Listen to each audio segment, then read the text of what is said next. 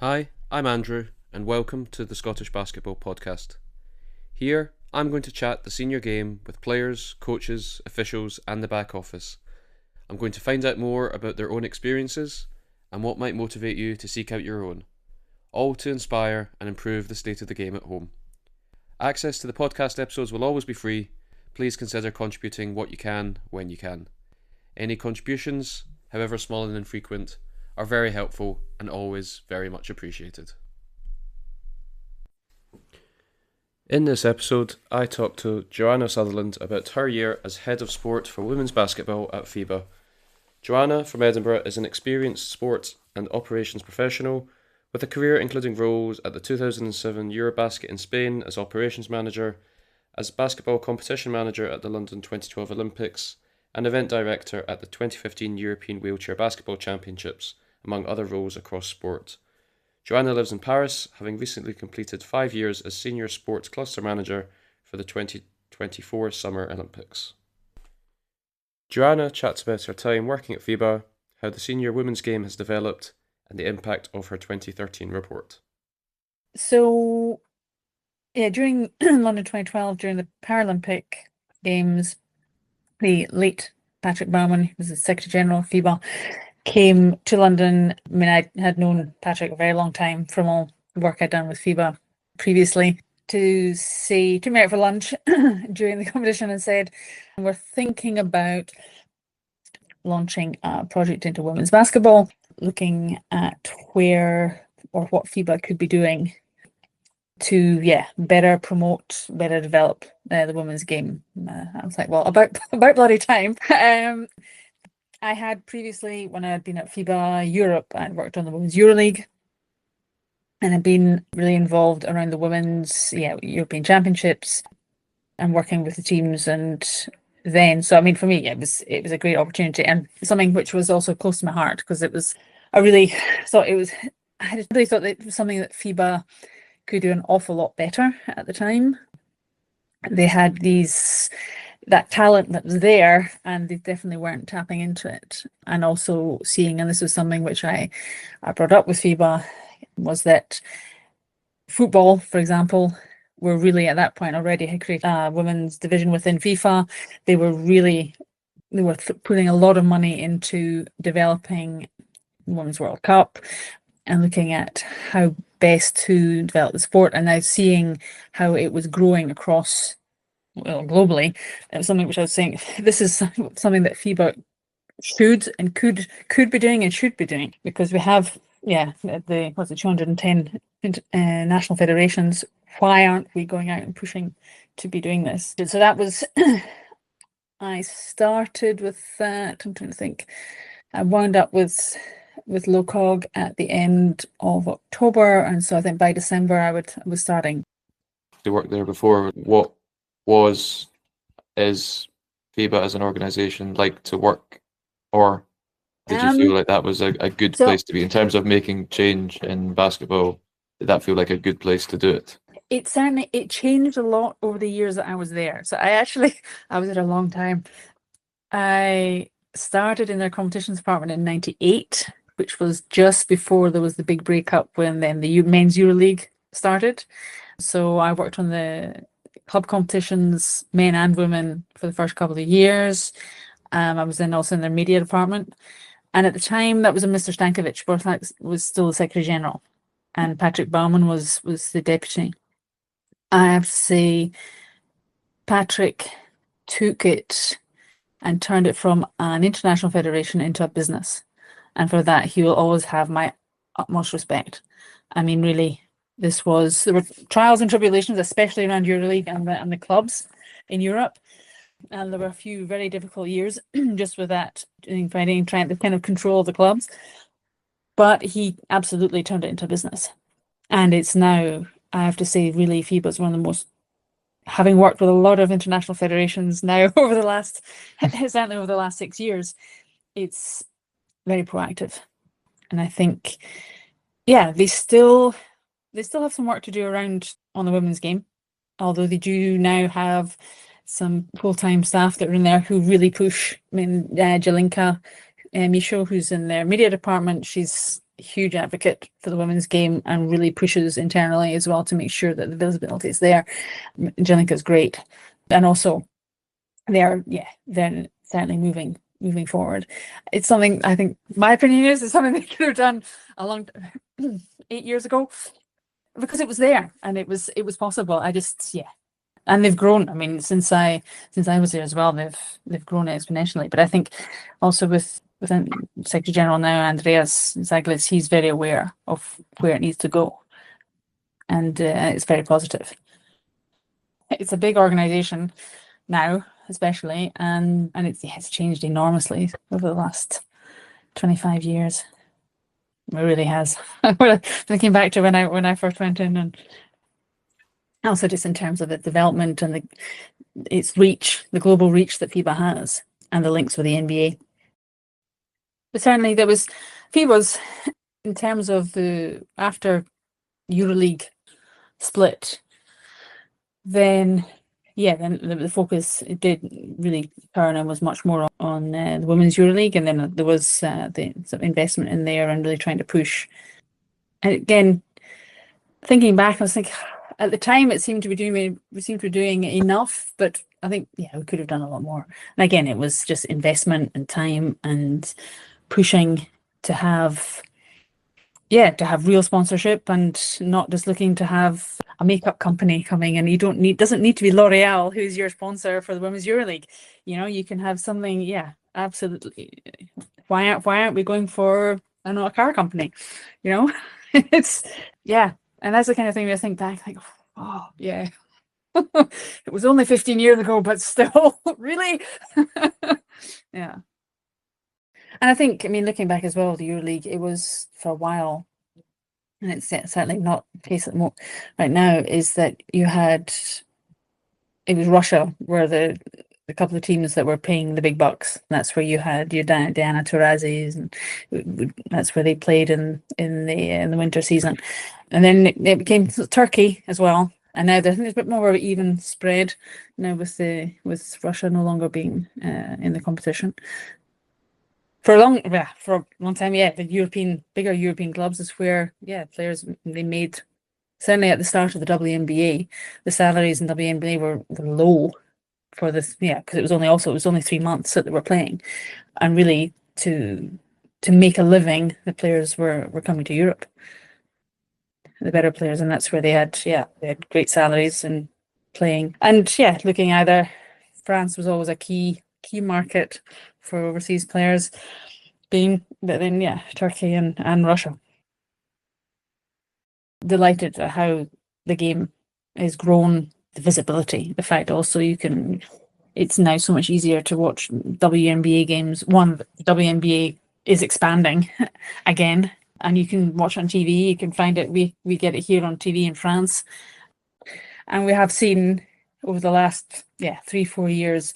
This is women's sport in general, but then it's also women's basketball. The kind of explosion that there has been in terms of just popularity, but it's the following and that visibility that is now across women's sports and women's basketball.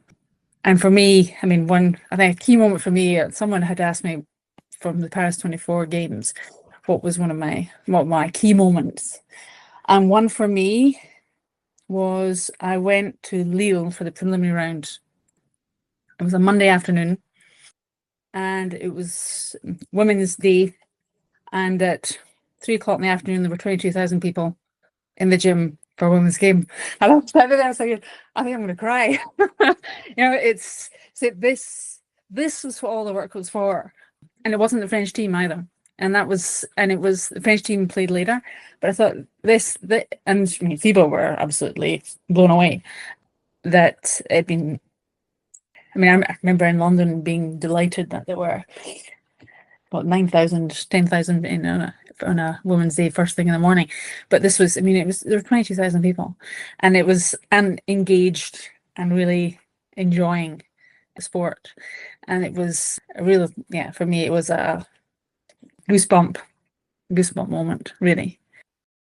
If you're distilling down, if you're promoting the senior women's game, at home and at a global level, like what does that look like? Where is the focus? Where does the resource go to have like the biggest impact in terms of growing like specifically the senior game? I think you find 2 or 3 key players who are really your standouts, who also and who are willing also to carry that burden, but also who then are your I suppose your stars, but it's the ones who then become recognizable, and that then they can also carry the message and promote the sport. I mean, we've seen in the US, you've got Aja Wilson, you've got Caitlin Clark. I mean, these are fantastic athletes, but who have stepped up and who are now like they're known, they're seen. And I think the national teams, but also, I mean, Spain have been in the past have been very good at doing this, at taking their players and really using them, and also to promote the sport and the league in Spain. And they used to do it really well with like so the Laia Palau and Amaya Valdemoro. I mean, they really put, and that was around about 2007 when I was there. They were, I have to say, Spain were ahead of the pack in a lot of ways, certainly within Europe, in promoting the women's league, investing in the women's league, pushing from grassroots right the way through. And then you saw the results, because then they were European champions, and they went to medal games at the World Cup as well. And it's I think it's really use what you've got to increase, I think, the visibility, which then brings itself, it then brings round more visibility, which then breeds visibility, which then makes it much easier if you're looking really to expand and promote the game. Went to the NCAA Women's Final Four, spoke with an NCAA also for them, and looking at this was another area where I'm trying to point FIBA to explain that how the NCAA markets it, and which they now are doing fantastic, but it's grown since, was really looking at how you have the kind of boosters in each of the schools, and then how it kind of grows. And also there's a lot of, maybe some families, but you've also got elderly fans who are there, who are from the local community, and who will come out. And it's interesting, the demographic that you go to maybe a regular season previously, and this was 12 years ago. It has changed a bit now with I think the growth of the last couple of seasons, last couple of 2-3 years. But certainly at the time, it was quite an interesting demographic, is that for women's game in the US at college, there was that element where you had young kids, but you also had much may say pensioners who were coming, and they were coming to watch the game. And in terms of the commercial side of it, what are the commercial partners like looking for, like the best partnerships that exist in women's basketball that you saw? What did they exist for? Like what were both sides getting out of it? Well, that's a very good question. I think now what you're seeing, now talk about within the last 2 years, is that it's become quite cool to be involved in women's sport. And I think in terms of the bigger companies, they are really getting on that bandwagon of, actually, it's kind of our time now. We're supporting, and it's because you've got, what they're also getting out of it is that spectator numbers are on the rise. So they're getting, companies, if they're investing, they're on a shirt, they're getting more visibility, because there are more people also coming to watch games, more people watching on TV. And they're getting to be part of this, I'd say it's a movement which is on the rise. And then from player perspective, I mean, for a long time there was any promotion or any investment is great. And I think now, for some federations it's still that, because be clear, it's not every national federation that has it's not, the word isn't luck, it has the possibility of having that kind of investment. But for those who can, they're also being able now to maybe pick and choose a bit. Okay, which companies are kind of align with what we're looking to promote with our players or our values, and it's how they align with that. That not every national federation is unfortunately is in that position, but we would certainly, and this is something which again I think FIBA can do, is maybe that kind of trickle down, is that once that's in, you need to pass that on to the federations who haven't yet got that visibility or that strength. It's not strength, it's more the kind of visibility that maybe still need some help. Countries that you would have seen doing it well, was there that base within the national federation and the competitions supporting the clubs, or was it good clubs that were leading to change in the competitions and the national federations?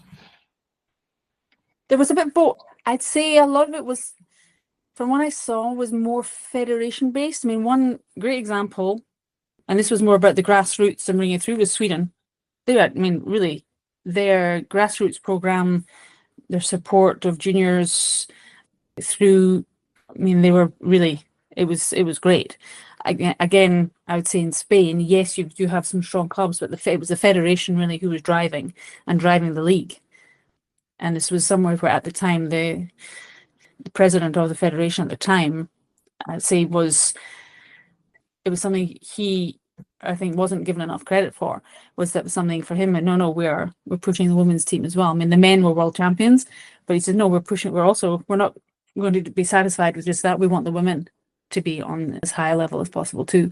And so it really, for them, and the same, I would say the same goes as well with France, who've always been strong national team and also the league, is that it's really the federation that has, and the league, which is linked to the federation, that has driven that. Because looking at, for example, Germany, there were some really strong clubs, but I think the support maybe wasn't, or the push wasn't quite so much there from the federation, that then they also then dropped off, and when there wasn't a big sponsor, and then the club folded, and then that was it, which has happened. We've seen all over. But this is somewhere where I have to say in Spain, it's remained kind of constant.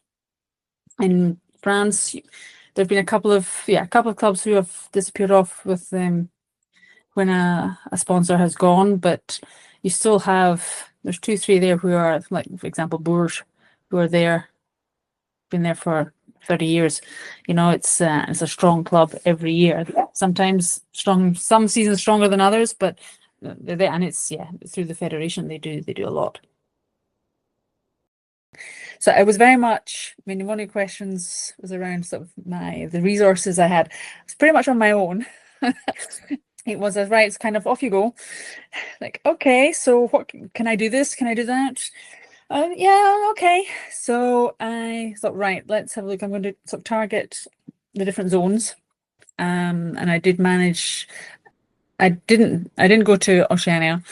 Yeah, it was just too far. However, I did go and speak to players and federations in Asia, in South America, North America. I unfortunately didn't make it to Africa either, which was disappointing at the time. And through Europe, I knew and had a lot of good contact already. So I went, I visited Japan and China, and went to the Asian Women's Championships, which were held in Thailand in late 2013.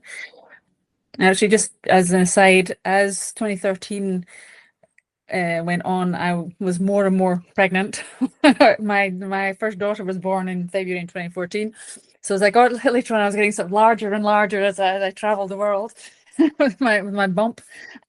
I was at the time, I've a lot of traveling and a lot of work and a lot of interviewing of different people all over. As again, I didn't get a chance to go to Africa, which I would have loved to have gone to the African Championships and be able to really speak to everyone there.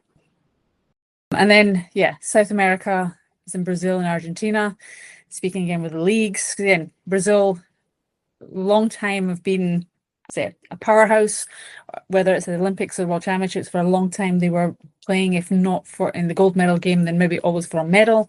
And it's like looking at, they had kind of dropped off, and it's then what they were trying to do to bring it back, and looking at where the sponsorship was coming from, or where it was stagnating.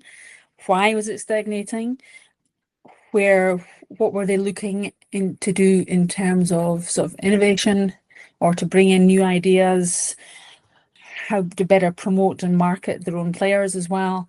Was it through using ex-players, or really going out and also trying to, the development of the game as well? Because I think this is also, it had become clear that in some countries, I think Brazil was one where the development at the grassroots level had dropped off, and then that was beginning to show coming through that the players weren't then, the young players weren't there to then develop further and bring through why, they weren't quite as strong. And it was looking as well just as how it's also cultural in other countries in South America about getting girls playing sport. And that's also not South America, it was also in some of the Asian countries, it's getting that encouragement that girls should be playing sport, not just for, well, first of all, for health reasons. It's for their own health, it's activity, it's but also that it can be something community, it's a team activity, and that it's something that they can continue doing, and it's not something that as soon as they reach puberty they should be dropping off.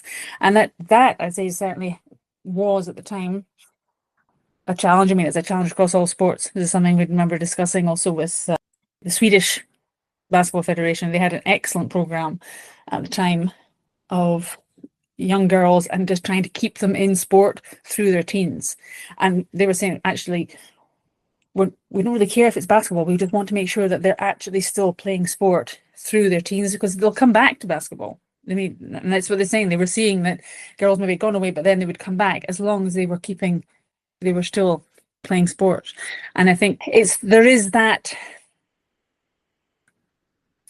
I say, challenge in that perception of, girls once they hit maybe say 13, 14, 15, is that keeping the encouragement to keep them going. I mean, that's the thing, my elder daughter is now 12, and it'd be interesting to see her as well. That something for me, it's a given, you keep playing sport, but it's also, it's a peer pressure around as well as to what's the done thing to do.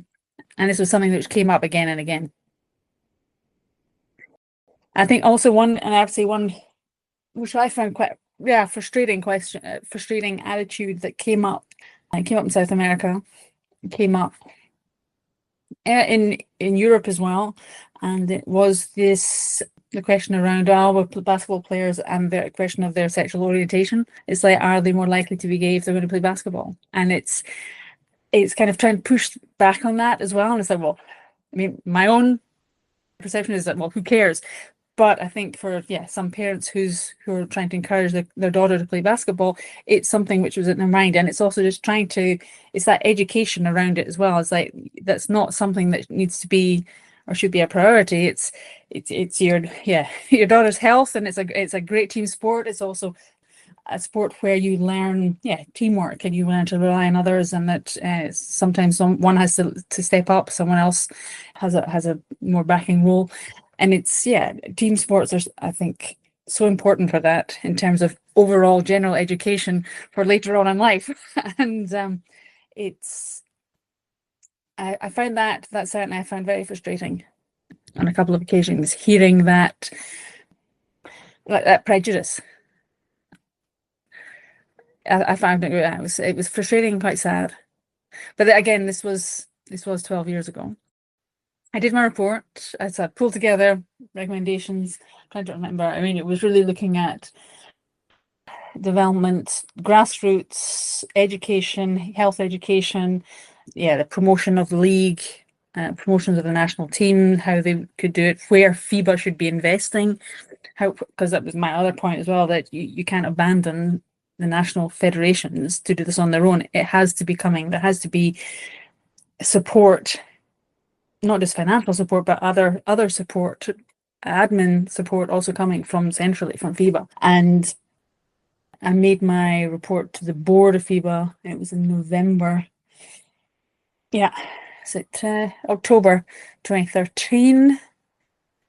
And then for a while, a long time, nothing much happened. Yeah, frustrating. And I get at the time, yeah, I mean, they had priorities where it was one major priority for FIBA was getting 3x3 into the Olympics. And it was, took a lot of focus. But yeah, my report was there. And it was actually a couple of years later, and I mean, I remember laughing. A couple of years later, an ex-colleague who was still at FIBA and who's still there, she called me up to say, "Oh, I've been asked to kind of pick up where you left off and run with it." I said, "Oh, so you got my report out the drawer?" She's like, "Pretty much."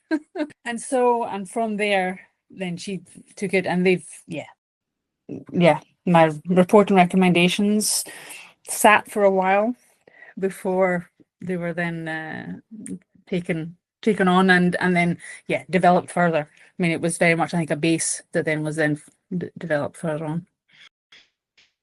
When you like reflect on what you recommended, even if it maybe took a couple more years to get implemented, is there anything like with the benefit of time you would have recommended back then, even if it didn't get looked at for a couple of years? Is there anything that you know now that you'd be like, right, I wish that had gone into my report a lot sooner? I think maybe more around officiating, because it is another way. They've done a lot more since, also looking at with the refereeing program and encouraging more female referees, also tapping into, say, ex-players to bring them into, to have them becoming referees as well. Again, keeping that visibility of and having women on the court. I think at the time I wish I'd had the confidence to be a bit more forceful. I think also with FIBA to actually kind of bang on the table and say, right, what are you going to do with this now?